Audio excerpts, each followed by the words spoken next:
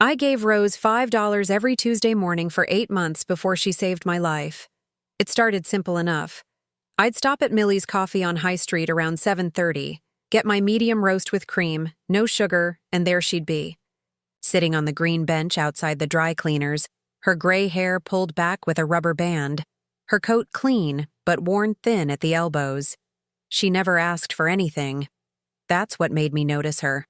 Before we continue, comment where you're watching from, and subscribe to the channel.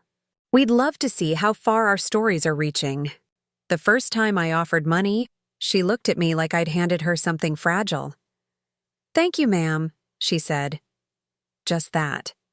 No story about needing bus fare or medical bills. No performance. After that, it became our routine. $5, folded twice. Her thank you. My nod.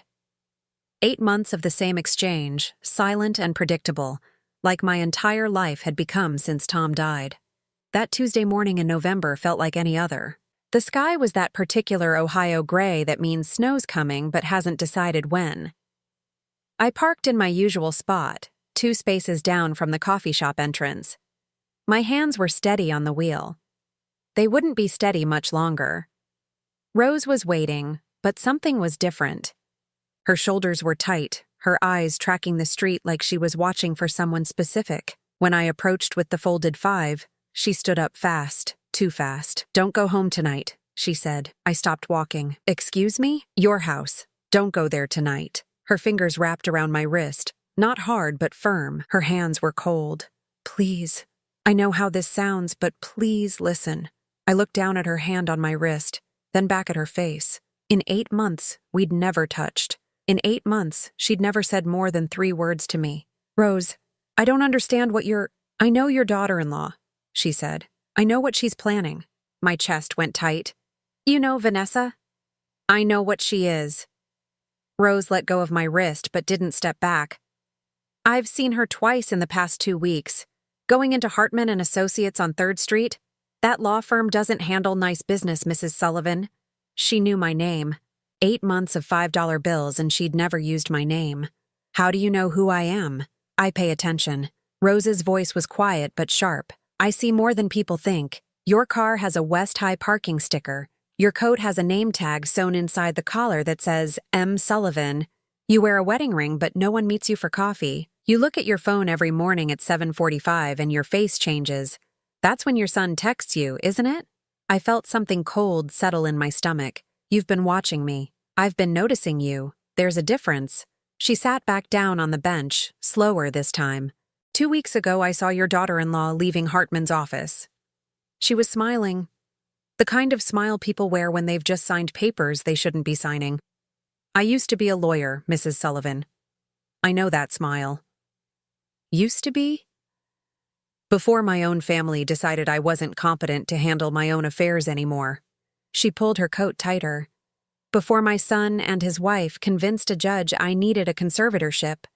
Before they sold my house and put me in a facility for 9 months. Before I lost everything. I sat down on the bench beside her. My coffee was getting cold in my hand. "Why are you telling me this?" "Because 3 days ago I saw your son with her, going into the same office.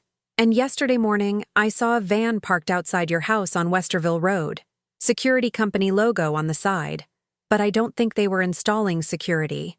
My house. She knew where I lived. Rose, I appreciate your concern. But I think you might be confused about—" "I'm not confused." Her voice was harder now. "I'm homeless, Mrs. Sullivan. Not stupid. And I'm telling you that whatever your daughter-in-law has planned, it happens tonight or soon after. Don't be in that house when it does." I wanted to tell her she was wrong. I wanted to explain that Kevin and Vanessa were just concerned about me living alone. That the comments Vanessa made at my birthday dinner 3 weeks ago were just her way of showing she cared. That the questions about the house were just family looking out for family. But I couldn't make myself say any of it.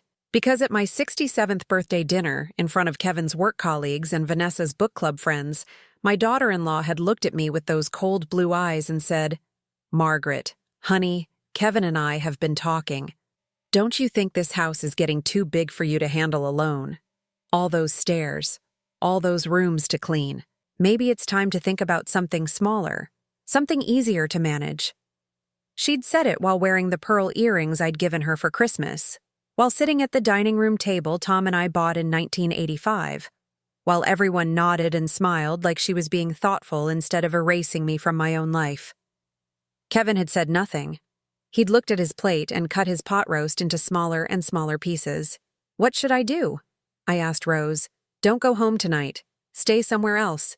Watch what happens. And tomorrow morning, come find me. I'll tell you what I know about Hartman and Associates, about what they specialize in, about how they help families take control of assets that don't belong to them." She stood up again, slower this time, and started walking away. "Rose," I called after her. She turned back. "How do I know you're not just—" I stopped. I didn't know how to finish the sentence without insulting her. "Crazy?" She almost smiled. "You don't. But ask yourself this. Why would a homeless woman who gets $5 a week from you want to scare you away from your own house? What would I gain?" She disappeared around the corner before I could answer. I sat on that bench for 20 minutes, holding my cold coffee, staring at my phone. 3 missed calls from Kevin, all in the past hour. He never called 3 times in a row unless something was wrong, or unless something was right. I thought about the pearl necklace I was wearing, the one Tom gave me on our wedding day in 1982, the one Vanessa had touched at my birthday dinner, running her fingers over the clasp, saying, "These are so vintage. You could probably get decent money for them at an estate sale." Tom had worked overtime for 6 months to buy these pearls. I called Kevin back. Voicemail. I called again. Voicemail. Third time, same result. Something was very, very wrong. I drove past my house on Westerville Road instead of pulling into the driveway. Everything looked normal. My rose bushes needed trimming. The mailbox flag was down. The living room curtains were open, just like I'd left them that morning. But there was a white van in my driveway, the same white van Rose had described, Johnson Security Systems. A man in a Navy uniform was walking out my front door, talking on his cell phone. I kept driving. At the Holiday Inn on Morse Road, I paid $89 for a room I'd never planned to need. The woman at the desk asked if I was visiting family. I said yes, because it was easier than explaining I was hiding from my own son. I barely slept. The Holiday Inn bed was too soft, the pillows too flat, and every sound in the hallway made me think someone had found me. At 5:30, I gave up and made coffee in the little machine on the bathroom counter. It tasted like hot water filtered through cardboard, but I drank it anyway. By 7, I was sitting in my car outside Millie's Coffee, waiting for it to open. Rose wasn't on her bench yet. The street was empty except for a man walking his dog and a delivery truck double-parked outside the bodega. I'd spent half the night on my laptop, reading about conservatorships. The word kept appearing in articles about elder abuse, financial exploitation, families weaponizing the court system. I'd never thought those words would apply to me. The coffee shop opened at 7:30. I bought the same medium roast with cream, no sugar, and waited outside. Rose appeared at 8:15, walking slowly from the direction of the library. When she saw me, she nodded like she'd been expecting me. "You didn't go home," she said. Not a question. "No. I drove past around 6 this morning. The van was gone. Did you go inside?" I was afraid to. Rose sat down on the bench and I sat beside her. I handed her the $5, folded twice, but she didn't take it right away. "What did you see at Hartman's office?" I asked. "Your daughter-in-law, 3 times in 2 weeks. Your son, twice. The last time they left carrying a brown accordion folder, the kind lawyers use for court filings. How do you know what's in the folder?" I don't, but I know Richard Hartman. Before I lost everything, I practiced family law for 30 years. Hartman specializes in what he calls protective conservatorships. What that really means is helping adult children convince judges their parents are incompetent. The word landed like a stone. Incompetent. "I'm 67 years old," I said. "I drive. I manage my own finances. I volunteer at the church library every Wednesday. There's nothing wrong with me." "I was 69 when my son filed his petition," Rose said. "I had a master's degree in law. I'd never missed a mortgage payment in 40 years. But I'd forgotten my grandson's birthday once, and I'd asked my son the same question twice during one conversation. That was enough. That's not enough to declare someone incompetent. It is if you pay the right doctor to write the right report. It is if you get 3 neighbors to sign statements saying they've noticed concerning changes. It is if you present a judge with a pattern of behavior that looks like cognitive decline, even if you manufactured that pattern yourself. I thought about Vanessa at my birthday dinner, the way she'd said I'd forgotten about Kevin's gluten sensitivity. I'd never known Kevin had gluten sensitivity. He'd eaten my regular lasagna 2 weeks earlier and asked for seconds. I need to see what's in my house, I said. Then you need to be smart about it. If they're building a case, they're probably documenting things, looking for evidence. You go in there angry and confrontational, you give them exactly what they want. So what do? Rose reached into her coat pocket and pulled out a business card. Edges worn, but text still legible. Barbara Winters, Elder Law Defense. A local number. She's good, Rose said. She helped 3 families fight conservatorships last year. 2 of them won. And the third? The third waited too long to call. I took the card. Barbara Winters. The name sounded familiar, but I couldn't place it. I need to check my house first, I said. I need to see what they did. Then bring someone with you, a witness, someone they can't intimidate. I thought about calling my sister in Cincinnati, but Linda hadn't spoken to me since Tom's funeral. Some argument about jewelry that should have gone to her. I thought about my friend Patricia from church, but Patricia played bridge with Vanessa every Thursday. Everyone I knew was somehow connected to Kevin or Vanessa or both. I'll go alone, I said. Then be careful, and take pictures of everything. I drove to Westerville slowly, checking my rearview mirror every few seconds like I was being followed. My house sat quiet in the morning light. Kevin's car wasn't in the driveway. Neither was Vanessa's white Lexus. I used my key and opened the front door. Everything looked normal. The furniture hadn't moved. My magazines were still stacked on the coffee table. The kitchen smelled like the lemon cleaner I'd used Saturday morning, but small things were different. The picture of Tom and me on our honeymoon had been moved from the mantel to the bookshelf. The thermostat was set to 72 instead of 68. And there, on the ceiling in the hallway, was a smoke detector I'd never seen before. I pulled a chair from the dining room and stood on it, examining the detector closely. It looked new. The plastic was shinier than the others in the house. And there, barely visible, was a tiny lens. Camera. My hands started shaking. I climbed down from the chair and walked through every room, looking up. Living room, new detector. Kitchen, new detector. My bedroom, new detector with a clear view of my bed and dresser. They'd been watching me. In my own home. Probably recording everything I did, everything I said, looking for moments of confusion or forgetfulness they could use against me.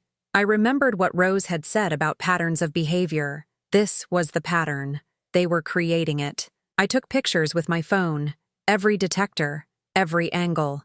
Then I went to Kevin's old room, the one I'd kept exactly as he left it when he moved out 20 years ago, and I opened his desk drawer. That's where I found the folder. Brown accordion folder, expandable, 2 inches thick. Inside, medical records with my name at the top from doctors I'd never seen. Psychiatric evaluations claiming I'd shown signs of paranoia and depression. A handwritten log, dated entries going back 4 months, describing incidents of forgetfulness and confusion. November 3rd, mother couldn't remember neighbor's name. Called Mrs. Patterson Mrs. Peterson 3 times. October 18th, mother left stove on for 2 hours. Didn't notice until I pointed it out. Became defensive when I expressed concern. September 22nd, mother lost car keys. Accused cleaning lady of stealing them. Found keys in mother's purse later. All lies. All of it. I didn't have a cleaning lady. I'd known Mrs. Patterson for 15 years and never once called her the wrong name. And I'd never left the stove on in my life. But there they were. Dated entries in Kevin's handwriting. Building a case. Building a narrative. Building proof that I was losing my mind. At the bottom of the folder was the petition itself. Petition for appointment of conservator. Filed by Kevin Sullivan on behalf of Margaret Ann Sullivan, age 67, alleged to be incapacitated due to progressive cognitive decline. Filing date, tomorrow, 9 a.m. Franklin County Probate Court. Tomorrow. I took pictures of everything, every page, every lie. My hands wouldn't stop shaking, but I made myself focus. Evidence. Rose had said I needed evidence. When I heard a car door slam outside, I froze. Voices in the driveway. Kevin and Vanessa. I shoved everything back into the folder exactly as I'd found it and ran for the back door. My knee hit the coffee table and I bit back a cry. No time. I unlocked the back door as quietly as I could and slipped into the yard. Behind the garage, I waited, breathing hard, listening to them enter through the front. The cameras have been recording for 3 days. Vanessa's voice carried through an open window. We should have plenty of footage by now. Did your mother seem confused when you talked to her yesterday? She didn't answer when I called. Perfect. We'll add that to the log. Unresponsive to family contact. Shows withdrawal and isolation. I pressed my back against the garage wall. Kevin's voice was quieter. Are you sure we need to do this? Maybe we could just talk to her about moving somewhere smaller. Kevin, we've been over this. Your mother is sitting on $700,000 in assets, and she's doing nothing with it. This house alone is worth $340,000. When was the last time she even traveled? When was the last time she bought herself anything nice? The money's just sitting there while we're drowning in debt. But the court thing protects her, protects us. Once you're appointed conservator, you can manage everything properly. Sell this house, invest the money, make sure she's taken care of in a nice facility. Everyone wins. What about the cameras? If she finds them, she won't. And if she does, it just proves she's paranoid. We documented her paranoid behavior 3 times last month, remember? I couldn't hear Kevin's response. I waited 15 more minutes, then ran to my car parked 2 houses down. My hands were shaking so badly I dropped my keys twice. Barbara Winters answered on the second ring. I need help, I said. I need help right now. Barbara Winters had an office above a Thai restaurant on Main Street. The stairs were narrow and the carpet was worn, but when she opened the door, I saw walls lined with law books and a desk covered in case files. She was maybe 62, with gray hair cut short and reading glasses hanging from a chain around her neck. Mrs. Sullivan, she said. Rose called ahead. Come in. I sat in the chair across from her desk and realized I was still shaking. My knee throbbed where I'd hit the coffee table. Everything felt unreal. Show me what you found, Barbara said. I pulled out my phone and scrolled through the photos. The fake medical records. The handwritten log of incidents that never happened. The petition scheduled for filing at 9 tomorrow morning. Barbara's face stayed neutral as she looked at each image, but her jaw got tighter. How long have you known? She asked. Rose warned me yesterday. I found the documents this morning. And you're certain these medical records are falsified? I've never seen those doctors. Dr. Chen retired 3 years ago. Dr. Patricia Morrison, I looked her up. She's a pediatrician in Canton. I've never been to Canton. Barbara wrote notes on a yellow legal pad. The psychiatric evaluation? Never happened. I've never seen a psychiatrist in my life. Your son knows this? He wrote most of the incident log himself. Those are his lies in his handwriting. Barbara set down her pen and looked at me directly. Mrs. Sullivan, I need to ask you some difficult questions. Have you noticed any actual memory problems? Confusion? Difficulty with daily tasks? No, nothing. I balance my checkbook every month. I drive. I volunteer. I remember everything. When was the last time you saw a doctor? Dr. Ramirez at Columbus Primary Care. 6 weeks ago. Annual physical. Clean bill of health. Do you have documentation? I have the summary in my patient portal. Barbara nodded. We'll need that. We'll also need Dr. Ramirez to write a letter confirming your cognitive capacity.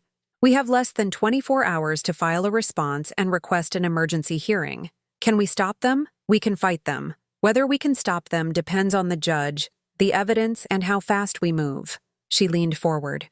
Mrs. Sullivan, I need you to understand something. Your son is trying to get himself appointed as your conservator. If he succeeds, you lose control of everything. Your house, your money, your medical decisions. He can sell your home without your permission.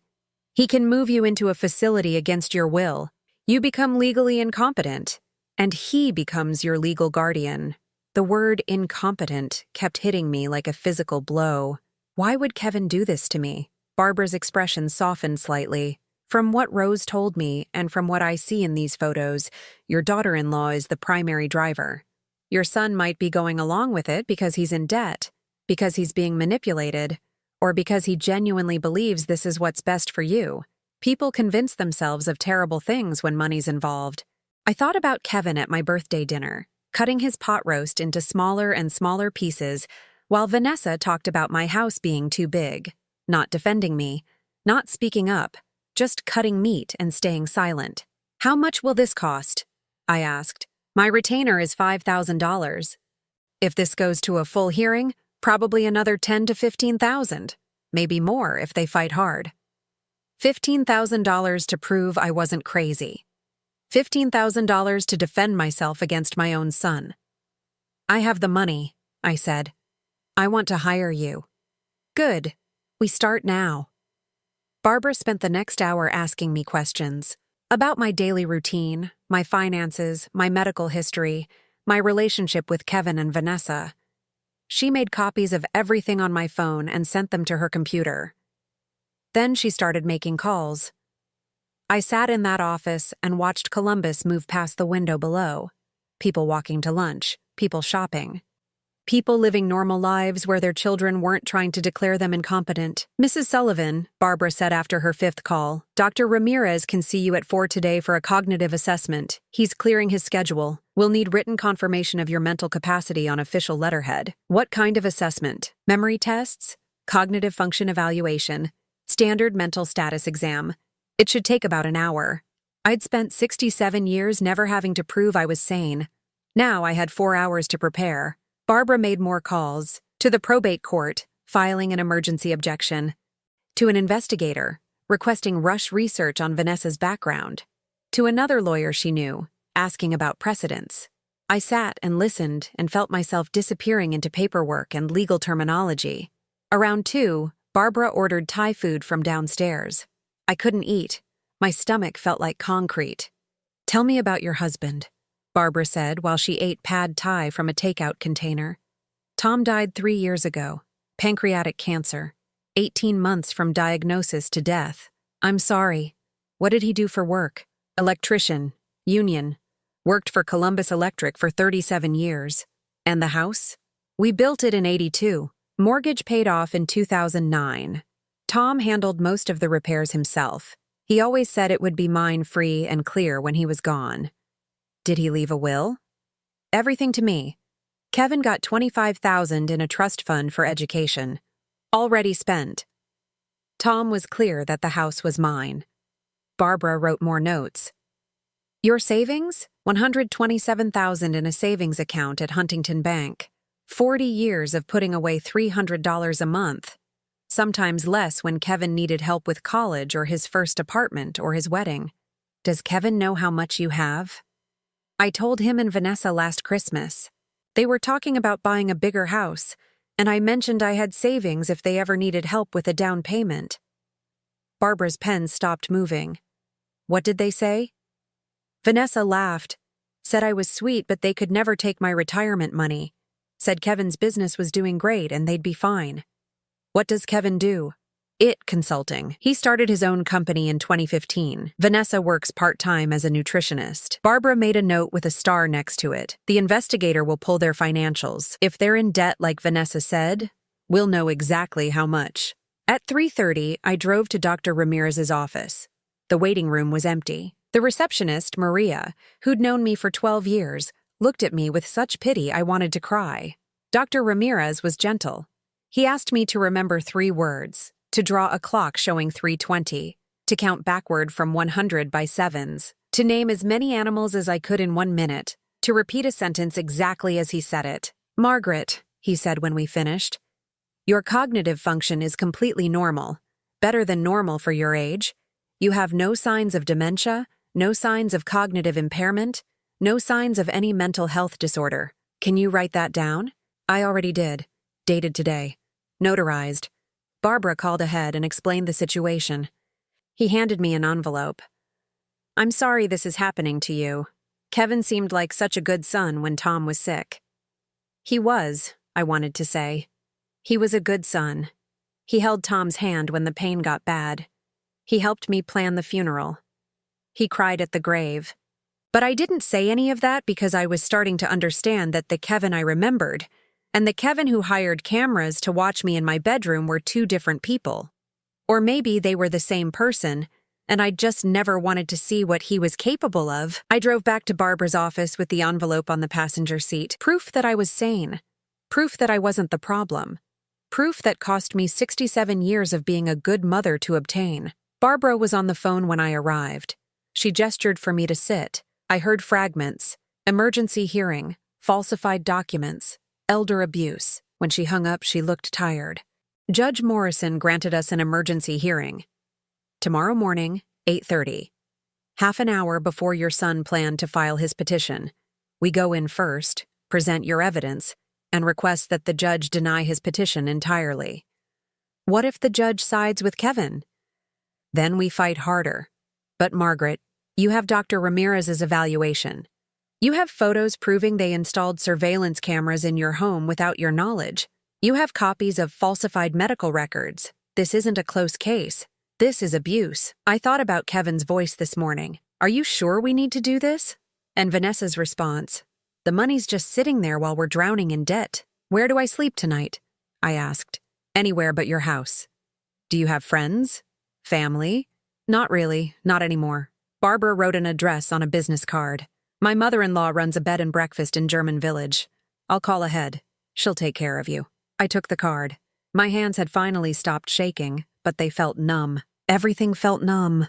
Margaret, Barbara said, tomorrow morning your son is going to walk into that courtroom expecting to take control of your life. He's going to have an expensive lawyer and polished arguments and manufactured evidence. He's going to look at you like you're a problem to be solved. I know. Good. Because you need to look at him like he's a stranger. Not your son. Not someone you love. A stranger who's trying to destroy you. If you can't do that, we'll lose. I thought about Kevin cutting pot roast at my birthday dinner. Kevin asking me to leave a spare key at his house. Kevin writing lies in a log about incidents that never happened. I can do that, I said. But driving to the bed and breakfast, passing my house on Westerville Road with its perfect rose bushes and its hidden cameras, I wasn't sure if I was lying to Barbara or to myself. The bed and breakfast smelled like cinnamon and old wood. Barbara's mother-in-law, Helen, was 73 with kind eyes and the good sense not to ask questions. She showed me to a room on the second floor with lace curtains and a quilt that looked handmade. Breakfast is at 7, Helen said. Barbara told me you have an early appointment. Appointment, like I was going to the dentist instead of fighting for my life in court. I didn't sleep. Every time I closed my eyes, I saw Kevin's handwriting in that log. October 18th. Mother left stove on for 2 hours. Lies written in the same careful script he'd used for thank you notes after Christmas. The same handwriting I'd helped him practice in 2nd grade, guiding his small fingers around the curves of letters. At 5:30, I gave up and got dressed. The same navy dress I'd worn to my birthday dinner. The pearl necklace Tom gave me. Armor disguised as jewelry. I was in the breakfast room by 6, drinking coffee that was better than anything at the Holiday Inn, when my phone rang. Unknown number. Mrs. Sullivan? A woman's voice, official. This is Detective Sarah Chen with Columbus Police Financial Crimes Unit. I need to speak with you about a complaint filed yesterday regarding your son, Kevin Sullivan. My coffee cup stopped halfway to my mouth. I didn't file a complaint. No, ma'am. Barbara Winters did on your behalf. Suspected financial exploitation of an elderly person. I'll need to take your statement, but given the time constraints, I understand you have a court hearing this morning. Can you come to the station at noon? Yes, of course. Bring all documentation, bank statements, property records, anything showing your assets. Ms. Winters indicated there may be surveillance equipment installed in your home without your consent. Cameras, hidden in smoke detectors. We'll need to document those as well. Don't touch anything in the house until we've processed the scene. Scene. Like my home was a crime scene, which I was starting to understand it was. Detective Chen hung up, and I sat staring at my phone. Barbara had called the police. This wasn't just a civil case anymore. This was criminal. At 7, Helen brought me scrambled eggs and toast I couldn't eat. At 7:30, Barbara arrived wearing a dark suit and carrying a leather briefcase that looked expensive. "Ready?" she asked. "No." "Good. Neither are they." We drove to the Franklin County Courthouse in Barbara's Volvo. She spent the ride reviewing our strategy. Judge Morrison is fair but traditional. She doesn't like family disputes, and she especially doesn't like people wasting the court's time. We show her the evidence. We show her you're competent, and we show her that this petition is filed in bad faith. What if Kevin's lawyer is good? Richard Hartman is very good at certain things: intimidation, manipulation, making vulnerable people look incompetent. But he's not good when the evidence is against him. And Margaret, the evidence is very much against him. We parked and walked through security. The courthouse was quiet this early, just a few lawyers and court staff moving through the halls. Courtroom 4B was on the second floor. Barbara pushed open the heavy door. Kevin was already there. He sat at the defendant's table with a man I assumed was Richard Hartman. Tall, silver-haired, expensive suit. They were looking at papers spread between them, and they looked confident. Kevin looked up when we entered. His face went white. "Mom," he said, standing. "What are you doing here?" "Defending myself," I said. Vanessa wasn't there. I looked around the empty courtroom. "Where's your wife?" "She's waiting outside. This is family business.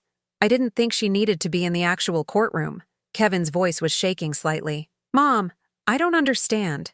Why do you have a lawyer? We were just going to explain to the judge that you need some help managing things. That's all. We weren't trying to hurt you. You installed cameras in my bedroom."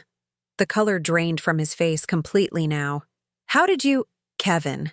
Richard Hartman's voice was smooth, controlled. "Don't say anything else. Mrs. Sullivan, I'm Richard Hartman, your son's attorney. I think there's been a misunderstanding. If we could speak privately—" "No," Barbara said.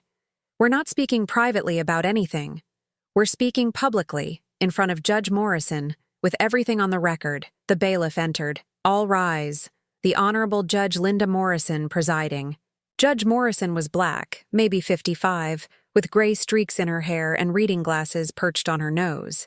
She looked at the courtroom like she'd seen every trick and wasn't impressed by any of them. "Be seated," she said. "This is an emergency hearing regarding a petition for conservatorship that hasn't been filed yet. Ms. Winters, you requested this hearing. Explain." Barbara stood. "Your Honor, my client, Margaret Sullivan, has evidence that her son, Kevin Sullivan, is planning to file a fraudulent petition for conservatorship this morning at 9. We have proof that the medical evidence supporting his petition is falsified, that he has installed illegal surveillance equipment in her home, and that his motivation is financial exploitation rather than concern for her welfare." Judge Morrison looked at Kevin. "Mr. Hartman, does your client have a petition to file?" Richard Hartman stood smoothly. "Your Honor, we did plan to file this morning, but only out of genuine concern for Mrs. Sullivan's well-being. Her son has noticed significant cognitive decline. I'd like to see the medical evidence," Judge Morrison said. Hartman pulled out a folder, the same folder I'd photographed in Kevin's old bedroom. "We have evaluations from 2 physicians." "Your Honor," Barbara interrupted, "those evaluations are fraudulent. Dr. Chen retired 3 years ago. Dr. Patricia Morrison is a pediatrician in Canton who has never met my client. We have a letter from Mrs. Sullivan's actual physician, Dr. Miguel Ramirez, dated yesterday, confirming that she has no cognitive impairment whatsoever." Barbara handed the judge the envelope Dr. Ramirez had given me. Judge Morrison read it in silence. Then she looked at Hartman. "These doctors in your petition, have they examined Mrs. Sullivan?" "We were told they had, Your Honor." "Told by whom?" Hartman hesitated. "By Mr. Sullivan's wife, Vanessa Sullivan. She coordinated the medical evaluations." "Bring her in," Judge Morrison said. The bailiff opened the courtroom door. "Vanessa Sullivan to the courtroom." Vanessa entered wearing a cream-colored dress and heels that clicked on the tile floor. She looked polished and confident until she saw me sitting at the plaintiff's table. Then she saw Barbara. Then she saw Judge Morrison's expression. "Mrs. Vanessa Sullivan?" Judge Morrison asked. Yes, Your Honor. You coordinated medical evaluations for your mother-in-law? I did. I was concerned about her memory, her ability to live independently. Which doctors did you use? Vanessa glanced at Hartman. Dr. Chen and Dr. Morrison. They were recommended by— Dr. Chen is retired, Judge Morrison said. Dr. Morrison is a pediatrician who has never met the subject of this petition. Care to explain? Vanessa's mouth opened, closed. There must be some mistake. The medical group we contacted— Your Honor, Barbara said, we also have evidence that Mr. and Mrs. Sullivan installed surveillance cameras in Mrs. Sullivan's home without her knowledge or consent. Hidden cameras in smoke detectors in her bedroom, bathroom, and living areas. That's not true, Kevin said, standing. We just updated her security system. Kevin. Hartman grabbed his arm, but Kevin pulled away. Mom, I'm sorry. This wasn't supposed to happen like this. Vanessa said it was the only way to protect you, to make sure you were safe, to make sure you got my house, I said. The courtroom went silent. Judge Morrison leaned forward. Mr. Sullivan, did you or did you not install cameras in your mother's home without her permission? Kevin looked at Vanessa. Vanessa was staring at the floor. Answer the question, Judge Morrison said. Yes, Kevin whispered. But only because we were worried. We needed to document. You needed to manufacture evidence, Barbara said. Evidence of confusion or cognitive decline that doesn't exist. Evidence you could use to convince this court that Mrs. Sullivan needed a conservator. Evidence that would let you take control of her home and her savings. How much? Judge Morrison asked. I'm sorry? Kevin said. How much money are we talking about? What are your mother's assets? Kevin didn't answer. The house is worth $340,000, I said. My voice sounded stronger than I felt. I have $127,000 in savings. Kevin and Vanessa are in debt. They need money. They decided my money would solve their problems. Judge Morrison removed her glasses. Mr. Hartman, I'm denying this petition. I'm also referring this matter to the Franklin County Prosecutor's Office for investigation of elder abuse, fraud, and illegal surveillance. Mrs. Sullivan, you'll need to file a police report. I understand Detective Chen is already involved? Yes, Your Honor. Good. She looked at Kevin and Vanessa. Mr. and Mrs. Sullivan, you should retain criminal defense counsel, and you should stay away from Mrs. Sullivan's home and person. I'm issuing a temporary restraining order effective immediately. Bailiff, prepare the order. Kevin's face crumpled. Mom, please. I didn't mean for this to happen. I'm sorry, please. I looked at my son, at the man I'd raised alone for 16 years, the man I'd worked 2 jobs to put through college, the man who'd held my hand at Tom's funeral, the man who'd put cameras in my bedroom and written lies about me to steal everything I had. I don't know you anymore, I said, and I walked out of the courtroom without looking back.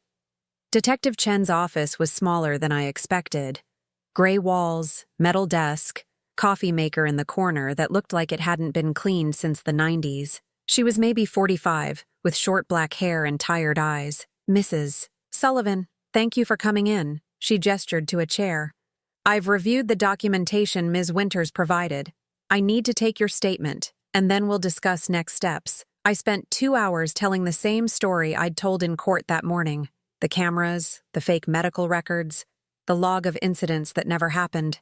Detective Chen recorded everything and took notes in handwriting so small I couldn't read it. We executed a search warrant on your house this morning, she said when I finished. Removed 4 surveillance devices. All were actively recording. We also seized Mr. Sullivan's computer and phone. What did you find? Video files dating back 11 days. Hours of footage of you going about your daily routine. Eating breakfast, reading, watching television. Nothing that suggests cognitive impairment. A lot that suggests invasion of privacy. The thought of Kevin and Vanessa watching me in my own home made my skin crawl. What happens now? The prosecutor will review everything and decide on charges. Based on what I've seen, we're looking at elder abuse, identity theft for the fake medical records, and illegal surveillance. Possibly fraud and conspiracy. Will they go to prison? Detective Chen's expression was neutral. That depends on a lot of factors: their criminal history, whether they cooperate, how the prosecutor wants to proceed. First-time offenders sometimes get probation and restitution instead of jail time. Even for this, the system isn't always about punishment. Sometimes it's about making the victim whole and preventing future harm. I thought about Kevin's face in the courtroom when Judge Morrison issued the restraining order, the way he'd looked at me like I was a stranger. Or maybe like he was finally seeing himself clearly for the first time. "Mrs. Sullivan," Detective Chen said, "I need to ask you something. Off the record. Do you want your son to go to prison?" I opened my mouth to say yes, to say he deserved it, to say anyone who would do this to their own mother deserved to lose everything. But I couldn't make the words come out. "I don't know," I said finally. "That's honest. And it's okay not to know." She closed her notebook. "We'll be in touch as the investigation continues. In the meantime, don't go back to your house alone. We've cleared the surveillance equipment, but until we're certain there's nothing else, it's safer to have someone with you." I left the police station at 3. Barbara had called twice while I was inside. I called her back from my car. "Vanessa's attorney just contacted me," she said. "She wants to talk. Separately from Kevin." "About what?" She wouldn't say. "But Margaret, I think there's something you need to know." The investigator I hired pulled Vanessa's background. She has a record. My hands tightened on the steering wheel. "What kind of record?" In 2017, she was involved in a similar situation with her grandmother, tried to get herself appointed as guardian. The case was dismissed, but there were allegations of financial manipulation. It's sealed because it was family court, but the investigator found references in civil filings. Kevin knows this? I don't know. But we're going to find out. Barbara gave me an address. A coffee shop in Short North, 4 o'clock. Vanessa would be there. I should have said no. I should have let Barbara handle it. But I needed to see Vanessa's face. I needed to understand how someone could be this calculating, this cruel. The coffee shop was crowded with people on laptops and students studying. Vanessa sat in the back corner, wearing jeans and a sweater.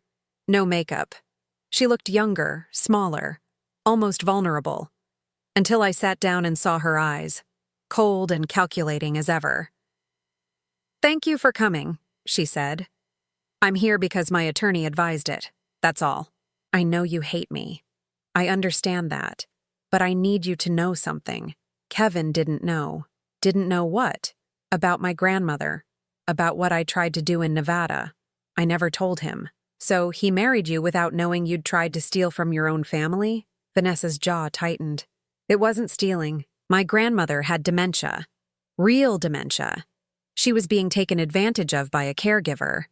I was trying to protect her by taking control of her money, by taking control of her care. The court didn't see it that way, but that doesn't change the truth. And me? Did I have dementia? Was I being taken advantage of?" Vanessa looked down at her coffee cup. "No, so what was I? You were in the way." The honesty was almost shocking. No excuses, no justifications, just cold truth. "Kevin's business is failing," Vanessa continued. "Has been for 2 years. We owe $215,000. Credit cards, business loans, the second mortgage on our house. We're drowning. And you're sitting on $500,000 doing nothing with it. So you decided to take it. I decided to solve our problem. Kevin didn't want to ask you for help. He was too proud. So I found another way, by making me look incompetent, by creating a situation where Kevin could manage your assets properly. You would have been taken care of. You would have had everything you needed, except my freedom, except my home, except my dignity." Vanessa met my eyes. "You would have been comfortable, in a facility, under Kevin's control, in a nice facility, with professional care." I leaned forward. "Did you love him? Did you ever love my son, or was he just a target from the beginning?" For the first time, something flickered across Vanessa's face. Something that might have been genuine emotion. "I loved him," she said quietly. "I still do. But love doesn't pay bills. Love doesn't keep you from losing your house. Kevin was drowning, and he wouldn't save himself, so I tried to save us both, by destroying me. By using resources that you weren't using anyway. The rationalization was breathtaking. In Vanessa's mind, she was the hero of this story, the wife who saved her husband from financial ruin. The fact that she'd planned to do it by stealing from his mother was just a practical detail. "Why are you telling me this?" I asked. "Because Kevin doesn't know how deep we're in. He thinks we owe $50,000. He doesn't know about the second mortgage or the credit cards I opened in his name. And when this all comes out in the investigation, when he finds out what I've done, he's going to need his mother. He has a restraining order against him, which you can drop. You can tell the prosecutor you don't want to press charges. You can make this go away. In exchange for what?" Vanessa pulled an envelope from her purse and slid it across the table. "A divorce settlement. Kevin keeps the house. I leave with nothing. I disappear from your lives, and you drop the charges." I opened the envelope. Legal documents, already prepared.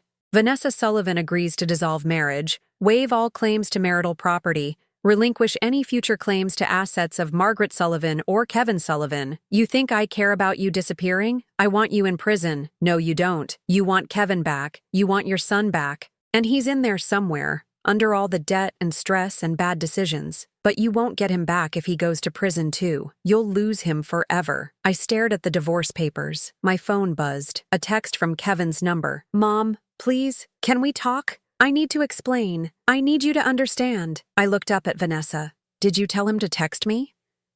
"No. The restraining order means he's not supposed to contact you. But he's falling apart. He knows what we did was wrong. He knows he betrayed you. And he's terrified of losing you permanently." Another text. "I'm so sorry. I know that doesn't mean anything, but I'm so sorry.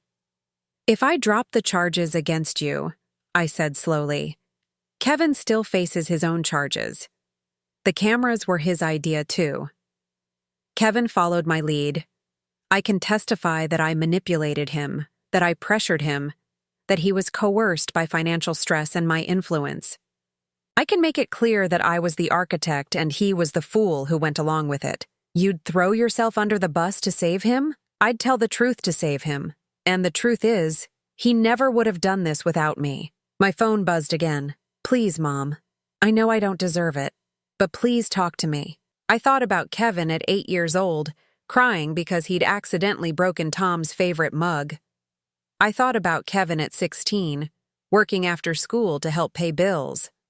I thought about Kevin at 35, holding Tom's hand in the hospital room. I thought about Kevin at 39, writing lies in a log to steal my house. "I need to think," I said. "You have 48 hours. After that, the plea negotiations start, and I won't have leverage anymore. 48 hours to decide if you want revenge or if you want your son back." Vanessa stood and walked out without looking back. I sat alone with the divorce papers and my phone full of apologies. Outside, Columbus was moving into evening. People going home to families who loved them. People who didn't have to choose between justice and mercy. My phone rang. Kevin's number. I answered. "Mom?" His voice was broken, rough from crying. "Mom, I know I shouldn't call. I know I'm violating the order, but I can't do this anymore. I can't live with what I did to you." "Kevin, let me finish, please. I need you to know that I love you. I've always loved you. And I destroyed that. I destroyed us, because I was weak and scared. And I let Vanessa convince me that we had no choice. But we did have choices. I could have asked you for help. I could have filed bankruptcy. I could have lost everything and started over. Instead, I tried to take everything from you." He was crying now, hard sobs that made his words barely intelligible. "I'm not asking you to forgive me.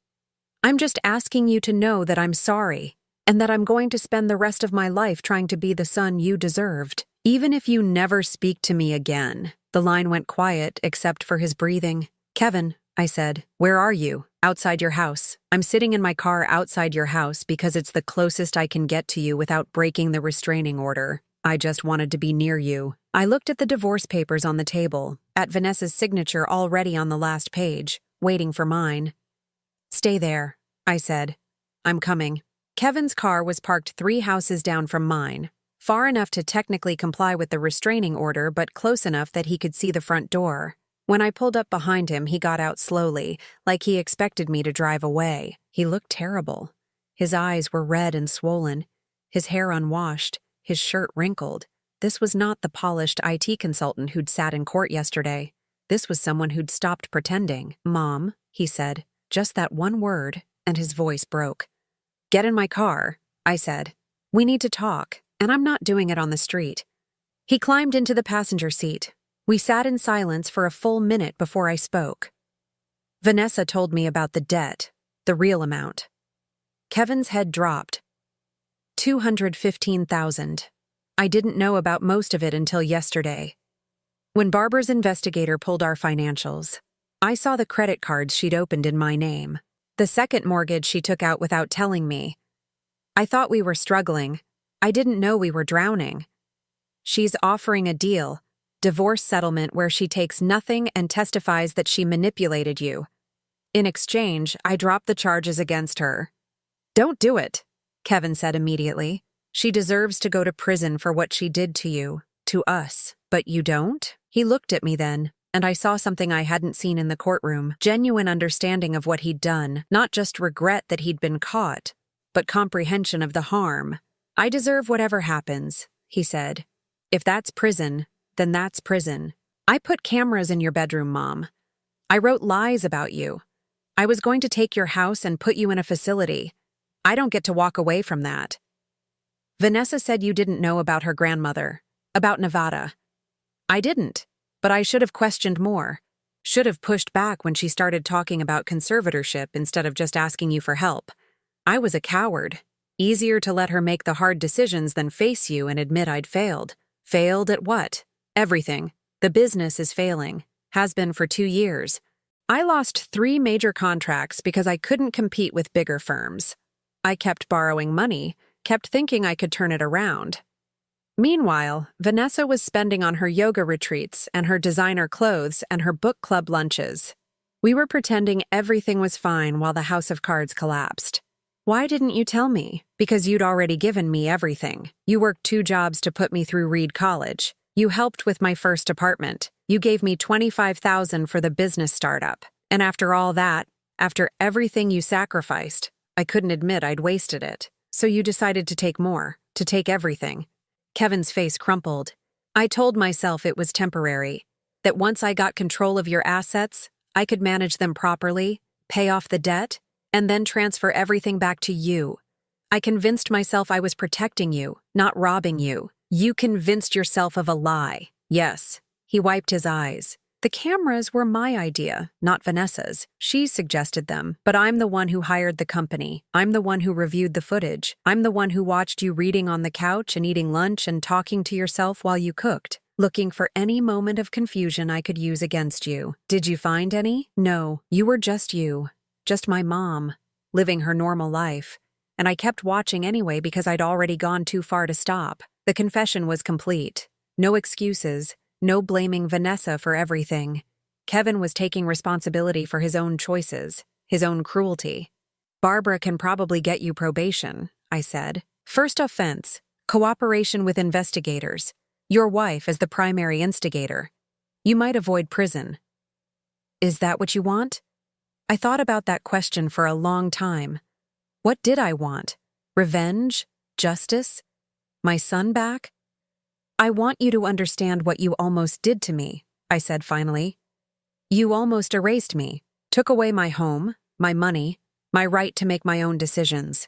You almost made me disappear into a facility where I'd be comfortable but controlled, where I'd have food and shelter but no freedom, where I'd live the rest of my life knowing my own son thought I was incompetent. I know, and I'll carry that for the rest of my life. Good, because I'm not dropping the charges against you, Kevin nodded slowly. I understand, but I am taking Vanessa's deal, because you're right that she was the architect, and because I want her gone from our family permanently. What about us? Kevin's voice was small. Is there an us anymore? I looked at my son, at the man who'd betrayed me and the boy I'd raised. They were the same person, and they weren't. Recovery would take years, if it was possible at all. I don't know, I said. But Kevin, here's what's going to happen. You're going to plead guilty to whatever the prosecutor offers. You're going to accept the consequences. You're going to divorce Vanessa and rebuild your life from nothing. The right way this time. And maybe if you do all that, if you prove you've actually changed, then someday we can talk about what comes next. I'll do all of it, whatever it takes. And you're going to see a therapist. Because something broke in you that let you think this was acceptable. You need to figure out what that was. I will. I pulled the divorce papers from my purse. I'm signing these, tonight. Vanessa disappears, you cooperate with the investigation, and we start over. Separately. Kevin watched me sign my name on the last page. My signature next to Vanessa's, finalizing the end of his marriage and the beginning of whatever came next. I love you, Mom, he said. I know I have no right to say that after what I did, but I love you. I know you do. I just don't trust you anymore. The words hung in the air between us, true and terrible and necessary. Kevin got out of my car and walked to his. I watched him drive away, then sat alone in front of my house for a long time. 3 months later, I stood in my kitchen making coffee the right way. Not the Holiday Inn way or the bed and breakfast way, but my way, in my house. With my money in my bank account and my name on my deed and no cameras watching me. The legal resolution had come faster than expected. Vanessa took the deal, testified against herself, received 2 years probation and a permanent restraining order from me. Kevin pleaded guilty to illegal surveillance and attempted elder abuse. The prosecutor, seeing his cooperation and Vanessa's testimony, offered 18 months probation, 500 hours of community service, and restitution for my legal fees. $12,000. That's what justice cost. Kevin was paying it off at $300 a month. It would take him 3 years. The restraining order against Kevin was modified. We could have supervised contact now, if I wanted it. I hadn't wanted it yet. Rose lived in my guest room. We'd made it official 2 weeks after the court case ended. She was working part-time at Barbara's law office, doing paralegal work while she studied to retake the bar exam. At 72, she was rebuilding her career. At 67, I was rebuilding my life. "Morning," Rose said, appearing in the kitchen doorway. "Coffee ready?" "Almost." We'd developed our own routine. Morning coffee, newspapers, conversation about nothing important. She paid me $400 a month in rent, insisted on it even though I told her she didn't need to. "I'm not a charity case," she'd said. "I'm a tenant." But she was more than that. She was the friend who'd saved me, the warning I'd listened to. My phone buzzed. A text from Kevin. 3 months of these texts, each one short and respectful and keeping his distance. Finished my community service hours for the week. Worked at the food bank downtown. "I think I'm starting to understand why you volunteer so much. It helps."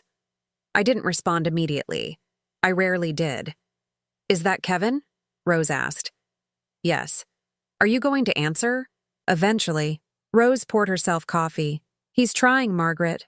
I saw him at the food bank last week when I was there for Barbara's pro bono intake. He didn't see me, but I watched him for a while. He was working hard, not performing for anyone, actually helping. Good. You're still angry. I'm still deciding if I want him in my life again." Rose nodded. "That's fair, but eventually you'll need to decide. Anger gets heavy after a while." She was right, of course. The anger was exhausting, but it was also protective. As long as I stayed angry, I couldn't be hurt again. As long as I kept my distance, Kevin couldn't disappoint me. But he also couldn't prove he'd changed. I texted back, "That's good. Keep going." 3 words. Not forgiveness, not reconciliation, but not rejection either. Somewhere in between. Where I'd been living for 3 months, the doorbell rang. Barbara, arriving for our weekly coffee. She'd become a friend beyond being my attorney. We'd had dinner twice, gone to a play once. She was helping me understand that life after betrayal could still include trust, just more carefully placed. "Margaret Rose." Barbara set her briefcase on the counter. "I have news. The prosecutor's office called. Vanessa violated her probation." My stomach dropped. "How?" "She contacted Kevin 3 days ago. In person. Showed up at his apartment. The doorbell camera caught everything. She tried to convince him to reconcile, said they could rebuild together. What did Kevin do? Called the police immediately, reported the violation. She was arrested this morning. Rose set down her coffee cup. What happens now? Probation violation hearing. She'll likely serve time. Maybe a year, maybe 18 months. I felt nothing.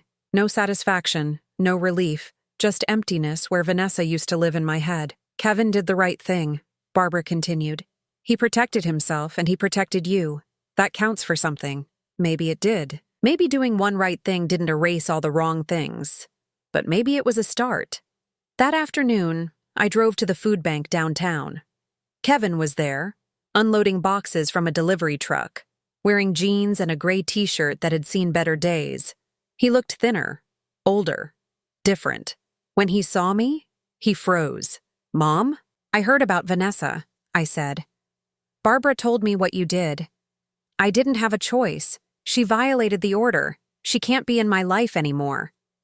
You could have let her in. You could have kept it secret.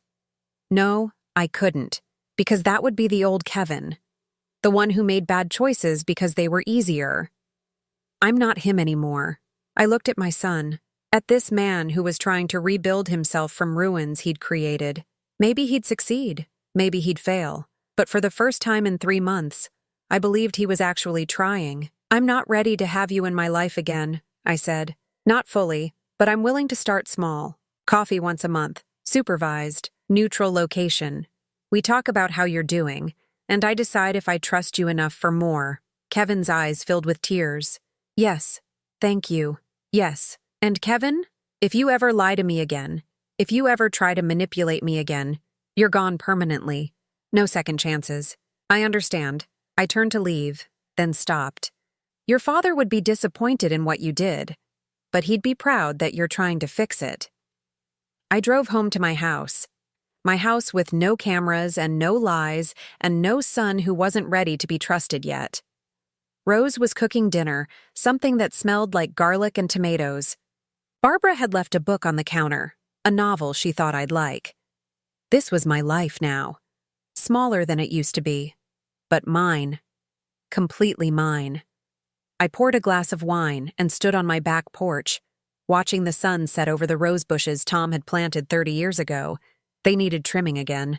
I'd do it this weekend with Rose's help. Somewhere across town, Kevin was finishing his shift at the food bank.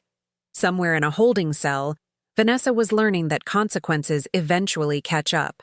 And I was here, standing in my own backyard, drinking my own wine, living my own life, free.